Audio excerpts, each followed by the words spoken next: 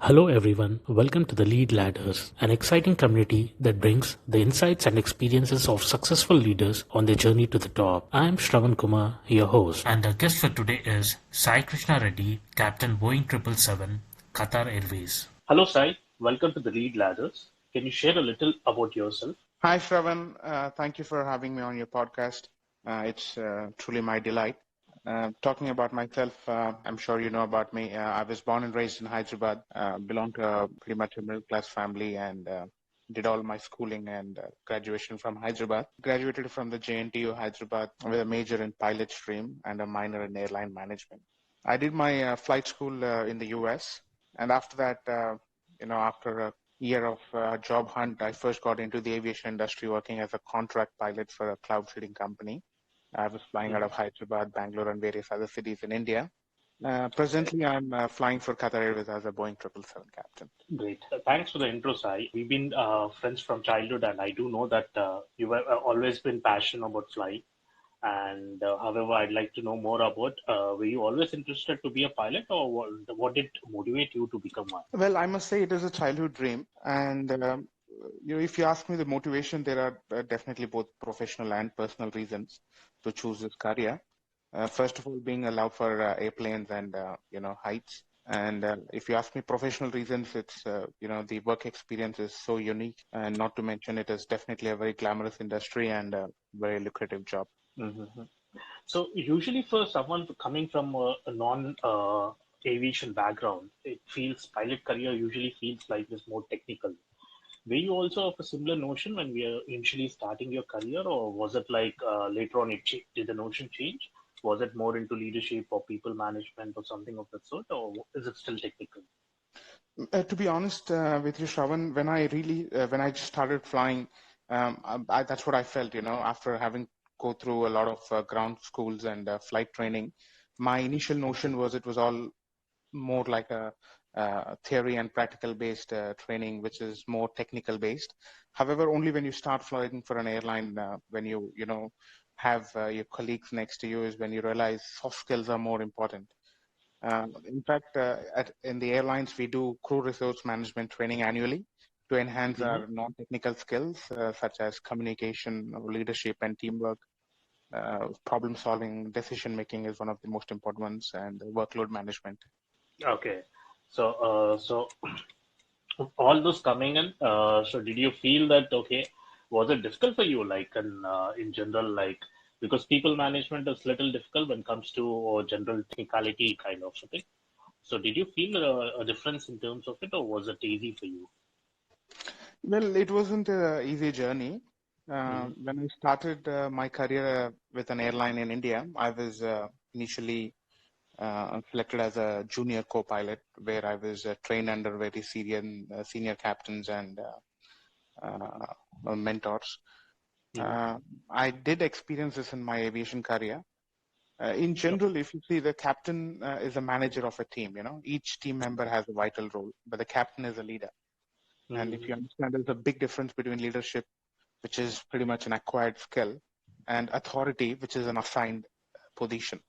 So Right. leadership involves teamwork, and the quality of the leader really depends on the success of leader's relation with the team. Mm-hmm. And what we try to achieve here is a decent cockpit gradient that recognizes the captain's authority, but retains relationships and the synergy within the working environment. All right.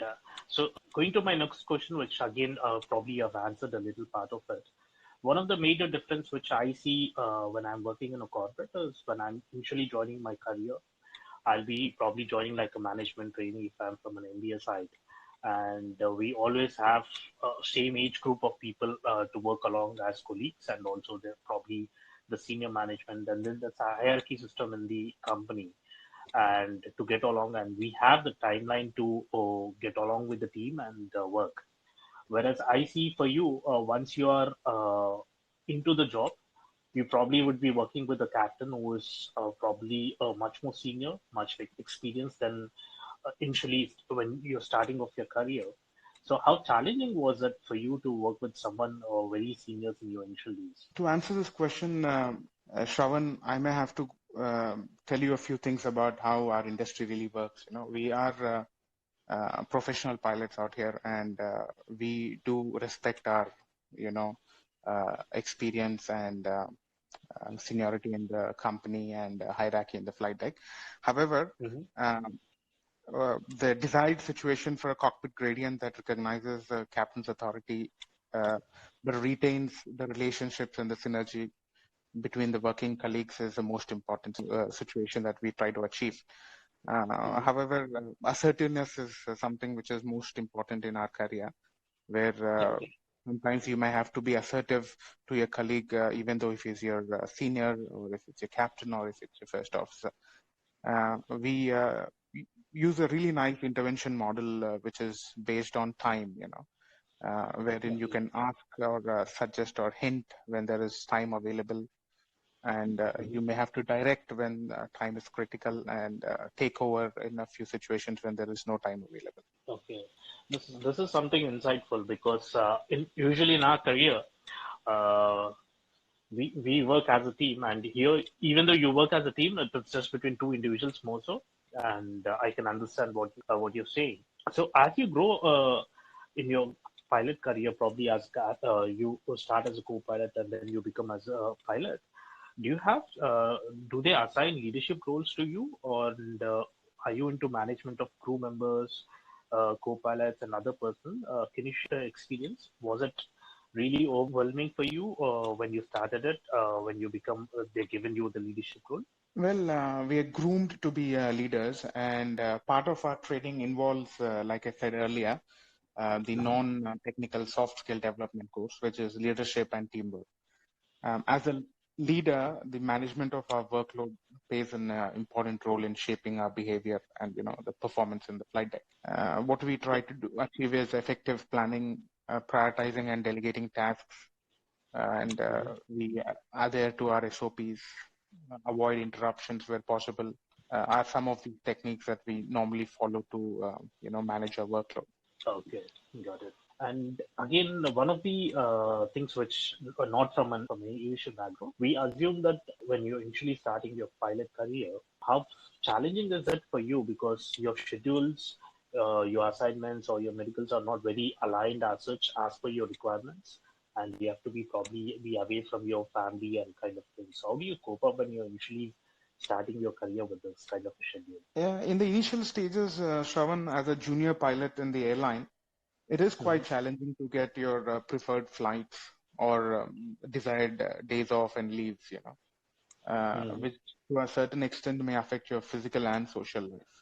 But as you gain Yep. seniority, you can plan your working schedule and your rest schedules. At this stage of my career, I pretty much design my roster the way I'd like, and I can get days off or leave around my kids' school holidays. Okay. So as you grow as your senior, so there's a lot of freedom for you to plan your schedule and stuff.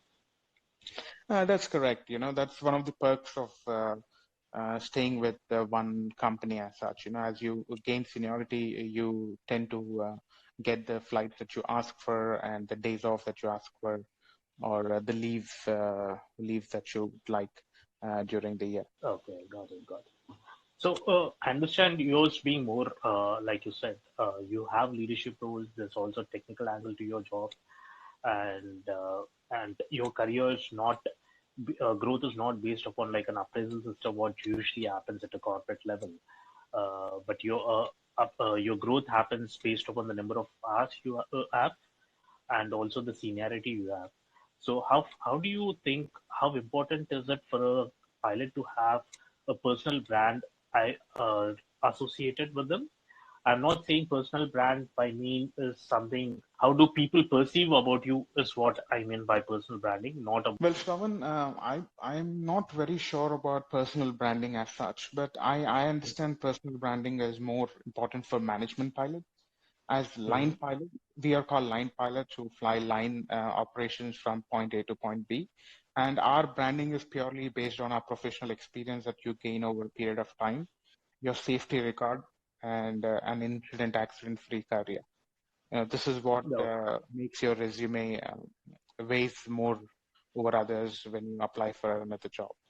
Okay, got it. So it is your overall career as such. How are you maintaining itself resembles, or I will say it showcases on your resume. It means for personal branding for you. No, got it. That's pretty much true, yes. And the other thing is like again coming back to the schedules, as you become more senior, as you said that you have the freedom to actually plan your schedules. But however, I'm sure you'll be staying away from your family whenever you fly into another country, kind of thing. How do you manage take out time for your family? And also one other thing is how do you take care of your health? Shravan, fortunately, most of our pre and post flight rests are governed by the civil aviation authorities under a special chapter called FDTL. It's Flight Duty Time Limitations. So we are given sufficient or sometimes more than sufficient pre and post flight rest after a Mhm. specific medium or a long haul flight. And I usually, try to spend time off with spouse and kids, family vacations, quality sleep, I must say, with some balanced diet are some of the ways, you can achieve a work-life balance. Yeah, okay, got it. Coming back to a little rapid fire, I would say is probably a little of myth busters related to your career. Is one of the things which is frequently heard is that is it true that autopilot does the flying while you pilots chill out on the flight? That's a very good question, Shravan. Your statement is partly true. I must give credit to the autopilot for majority of the flying that we do from it. However, Mhm. as pilots, we have to manage the automation in the flight deck. And when Yeah, necessary, you may have to take manual control of the aircraft. Now, all takeoffs and landings are majorly done manually, hand flown by the pilots. And we never relax in the flight deck, to be honest. For example, my last flight coming back from Vietnam over the Bay of Bengal, we had to circumnavigate a lot of weather. So none of the autopilots or automation can do this. The autopilot helps you fly the aircraft straight and level in a certain direction if you want, but you still have to manage the autopilot to go around the weather or the traffic if you have to deviate. So, yeah. what we try to do while we stay in the flight deck with the autopilot looking after the flying part is try to improve our situational awareness. We Mhm. constantly perceive in the present state and try to comprehend all the information around us, and we project the future status of the aircraft. We try to be ahead of the aircraft and we plan ahead for what ifs. Got it. Okay. So you're basically saying you're not chilling out in the while you're flying, huh? Yeah, not really. I wish I could, but not really. Yeah. So, as you said, that because you are into the aviation industry and it's strictly regulated, the thing is, after every flight, you get a couple of probably a day or two for your rest, and then again there's a flight for you. But how do you refresh yourself for the next flight, apart from your sleep, your diet, and how do you take care of? How do you get ready for the next flight? So, being a pilot is a relatively a sedentary job. Care should be taken with diet and exercise regularly to avoid issues such as obesity and stuff. As you all know, most of the time we're sitting, and all we try to do is, stretch now and then to have our blood flowing. And Mhm. adequate rest prior to a flight is the most important thing that marks yourself fit to fly. We have our personal checklist, which is called as I am safe, which is Okay. basically an acronym to check all the factors to see if you're fit to fly or if you can report fit to fly. Similar to your industry being regulated, I think you have a very regulated kind of a response from you. And thanks for your time and thanks for joining the Lead Ladders podcast. I really appreciate your time. You're welcome, Shravan. It's my delight.